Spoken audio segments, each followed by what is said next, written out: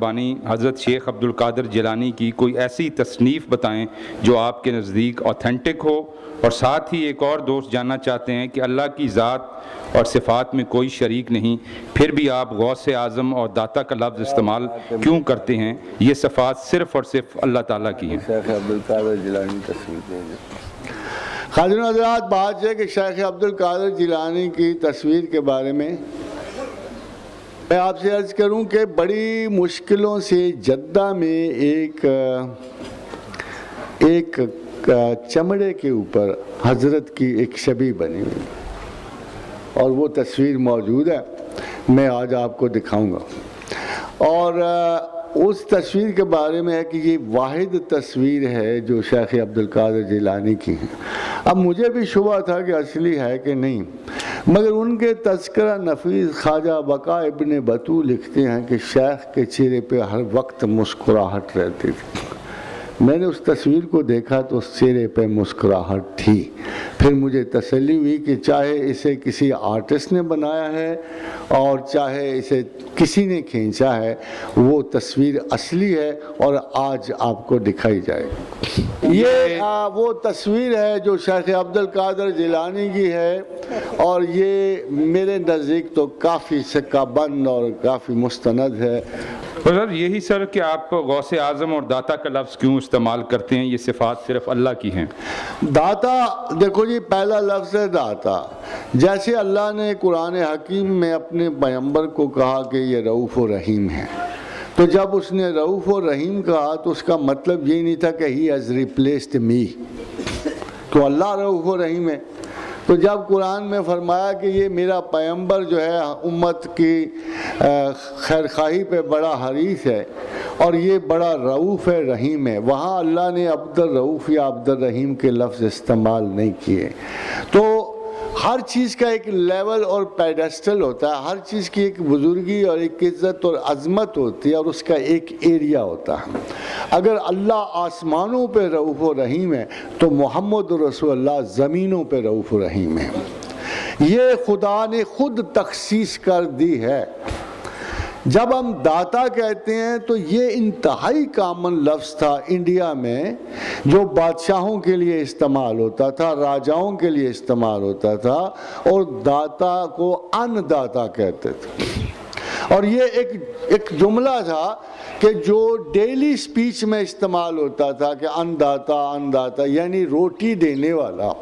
مگر جب شیخ کی باری آئی، سیدنا علی بن عثمان حجویری کی باری آئی، تو ایسا تو ہم نے کہیں، ویسے اب تو ماشاءاللہ ہر وقت ہی وہ لنگر شنگر بٹتا ہے، لوگ کھاتے پیتے ہیں، مگر ان کی زندگی میں ان کی سخاوت تو مشہور تھی، مگر یہ نہیں دیکھا گیا کہ وہ اس سے بڑی تھی جو کام انہوں نے ذہناً کر دکھایا کہ بے شمار لوگوں کو اللہ کی طرف راغب کیا۔ اور انڈیا میں تمام اسلامی موومنٹس جو صوفیاء کی تھی ان کے وہ سر خیل ہیں، اور حتیٰ کہ جب شیخ معین الدین چشتی اجمیری بھی گزرتے ہیں تو ان کو پتہ ہے کہ ہمارے استاد معظم یہی ہیں، حتیٰ کہ اقبال نے اوورال سم اپ کیا اور یہ کہا کہ سید حجویر مخدوم امم مرقد او پیر سنجر را حرم، یعنی سید حجویر کی ذات گرامی بر صغیر میں اسلام کے لیے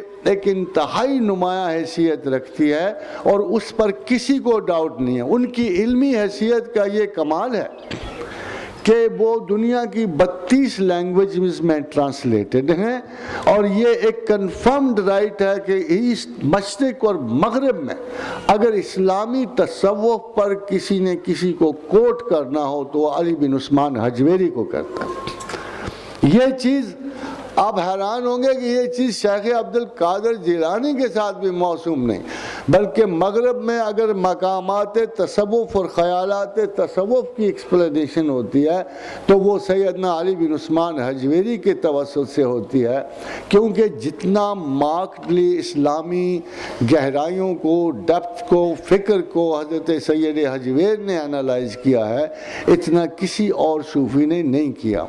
ظاہر ہے کہ اگر میں نے کوئی خیرات اللہ کے اس بندے سے لی ہے تو میرا داتا تو وقتی طور پہ وہی ہوگا. اور اس کو داتا کہنے سے لوگ اپنا اللہ پہ یقین نہیں بدلتے بلکہ اس حدیث پہ یقین رکھتے ہیں کہ اللہ نے تقسیم انعامات کے لیے بھی چند لوگوں کو چنا ہوتا ہے.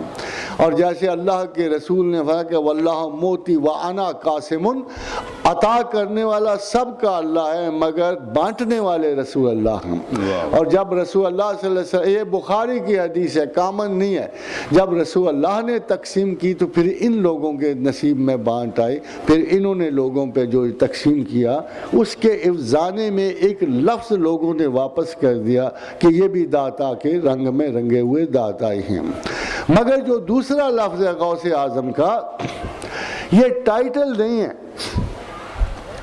ایز سچ، یہ ایک اسپیسیفک تصوف کے آسپیکٹ کا نام ہے. تصوف دو مرحلوں میں ہے. پورا علم تصوف جو ہے دو شاخوں میں تقسیم ہو جاتا ہے. ایک جذب اور شکر کی ہے جسے انگریزی میں آپ مسٹسزم آف ایکسٹسی کہتے ہیں، تلذذ.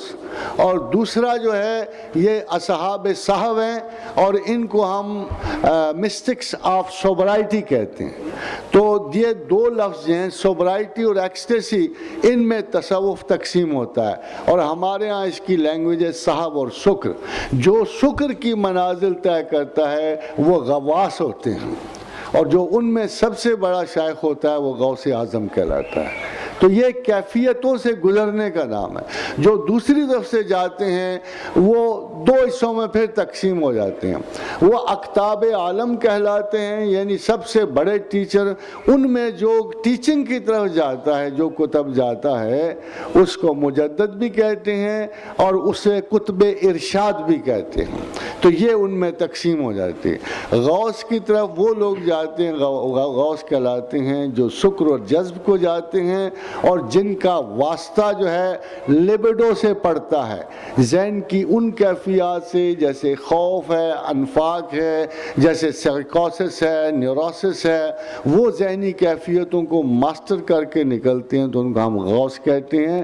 اور اغواس میں سب سے بڑے غوث اعظم شیخ عبد القادر جیلانی ہیں کہ اتنی ہائٹ جو ہے پھر کسی استاد نے نہیں پائی اس انالیسس میں. اور ادھر سے جو لوگ اٹھتے ہیں تعلیم و رشد سے، اصحاب صحو کہلاتے ہیں. اور ان کے دو درجات ہیں. ایک کتب الاقطاب ہیں جو سمپل ہوتے ہیں، ان کی ٹیچنگ ان کے ذمہ نہیں ہوتی، مگر جب وہ ٹیچنگ کو جائیں تو کتب ارشاد کہلاتے ہیں اور یہ سب سے بڑے ہوتے ہیں. جب کتب ارشاد کا عالم بلند ہوتا ہے تو غوث ختم ہو جاتا ہے. اس کی وجہ کہ اس وقت دین کو علم کی ضرورت ہوتی ہے. اس وقت پھر مجذوب ختم ہو جاتے ہیں، غوث ختم ہو جائے. مجال نہیں ہوتی کسی کے کہ کتب ارشاد کے سامنے اپنی اینٹ پھر علیحدہ بنا سکے. اس کے لیے حضرت شیخ علاء الدین علی احمد صابر جو ہیں ان سے پوچھا ان کے محترم شاگرد نے کہ حضرت مجدد وقت ولایت میں کسے کہتے ہیں؟ تو انہوں نے کہا ہمارے ہاں مجدد وہ ہوتا ہے جو سابقہ روایات کو مینٹین کرے اور صاف ستھرا رکھے اور پھر اس صاف ستھرے مذہب کو موجود اور حاضر میں تسلیم کروائے اور پھر مستقبل میں اس کے اشارات چھوڑ دے. یہ کتب ارشاد کا کام ہوتا ہے. اور میرا خیال 36-38 میں ہم دیکھتے ہیں کہ ولایت اور کتبیت تقسیم ہو گئی اور وہ لیول بھی نہ رہے. تو چھوٹے لیول پہ ہمیں اللہ نے مجددیت کا ایک لیول دیا جس میں دوبارہ ریسریکشن آف ریلیجن نے اقبال نے نمایاں کام کیا. اور ولایت کے ضمن میں سیدنا مہر علی خواجہ مہر علی گولڈا شریف والے، he was a very very literate mystic. پھر انہوں نے یہ علم بلند کیا.